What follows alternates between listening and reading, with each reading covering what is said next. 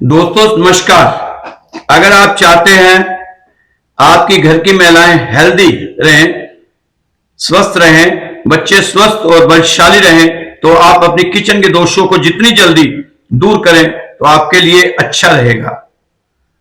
बहुत से लोगों की ये डिमांड थी, काफी दिनों से थी, कि किचन में क्या क्या दोष होते हैं, उन दोषों को दूर कैसे किया जाए। दोस्तों आज कोशिश करते हैं चर्चा करने की। कुछ चीजें आपके लिए जरूरी हैं, लाभदायक वाली रहें।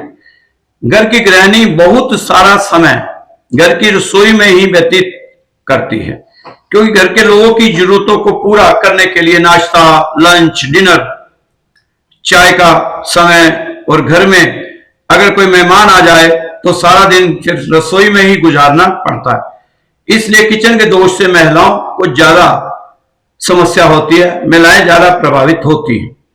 उन्हें कोई ना कोई बीमारी की शिकायत रहेगी जो डॉक्टर भी नहीं समझ पाता। महीने में 20 दिन तो बीमार रहना यह सब किचन के दोषों के कारण ही होता है।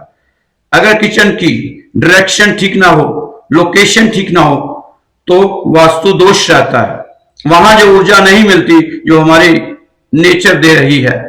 कभी आपने देखा होगा कि घर की गृहिणी सारा दिन लगाकर मेहनत से खाना बनाया, लेकिन घर के कोई ऐसी बात हो गई कि खाना किचन में रखा ही रह गया, किसी ने खाया ही नहीं। अगली सुबह उसे बाहर जानवर को खिलाना पड़ा।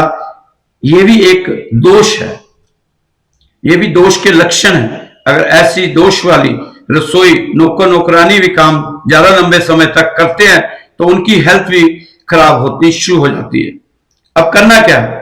किचन में वास्तु दोष को दूर करने के लिए पहले तो घर की महिलाओं का किचन में पहला काम करना है कि पूरब की तरफ मुंह करके खाना बनाना है। किचन में पानी और आग एक साथ नहीं होने चाहिए।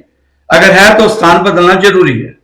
गैस का चूल्हा हमेशा अग्निकोण में होना चाहिए। पानी का नल ईशान कोण में होना चाहिए। पानी और आग कभी इकट्ठे नहीं होने चाहिए। अगर नहीं है तो आप ईशान कोण में, अगर आपके पास नल नहीं है तो पानी से भरा एक बर्तन आप वहां रख सकते हैं। आपकी रसोई की जो स्लैब है जिस पर आपने चूल्हा रखा है, खाना बनाती हैं, वो कभी भी काले और लाल रंग का नहीं होना चाहिए।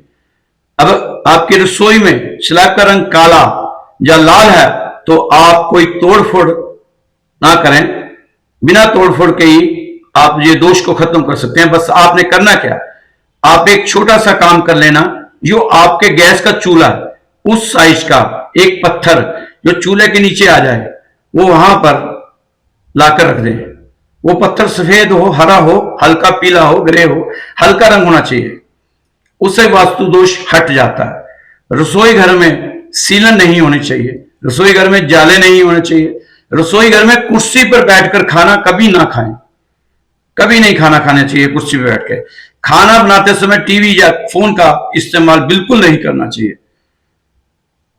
ये सबसे बड़ा उपाय है कि आपने रसोई में जो सामान गृहों से रिलेटेड है उसे कहां रखना है, कैसे रखना है। कभी भी रसोई को ज्यादातर सामान आपके गृहों से रिलेटेड है। शनि, राहु, केतु का जो सामान है आपकी रसोई में है वह मसाले, तेल, अचार, खट्टी वस्तुएं, लहसुन, प्याज और जितनी भी तामसिक वस्तुएं हैं, ये सब शनि, राहु, केतु से रिलेटेड है। सरसों का तेल, तिल का तेल, ये सारा सामान आपने कोशिश करनी है कि अपने कंधों से नीचे रखने की। आपके कंधों के नीचे जो दराज है या खुली जगह उस पर रख दें तो ठीक है। और साथ ही आपका जो पूजा का सात्विक सामान है, क्योंकि पूजा वाला सात्विक सामान चंद्रमा, बुध, बृहस्पति और शुक्र से प्रभावित होता है। जैसे चीनी, चावल, आटा, मिश्री, गुड़, शक्कर, देसी घी, बेसन, हल्दी, इन सभी वस्तुओं को आपने अपने सिर से ऊपर रखना चाहिए। देखना आपको लाभ मिलेगा और रसोई में बरकत आएगी। रसोई में कभी भी बहसबाजी नहीं करनी चाहिए, गाली गलौच नहीं करनी चाहिए, जूते पहनकर कभी भी रसोई में नहीं जाना चाहिए। वीडियो लंबा हो गया, बाकी जानकारी आपको अगली वीडियो में जरूर देंगे। रसोई के और दोषों के बारे में भी आपको जानकारी देंगे। सबसे बड़ा जो दोष मैंने आपको बताया कि जो मसाले वगैरह आपने जो रखने हैं उनका रखने का स्थान और पानी और आग को आपने एक साथ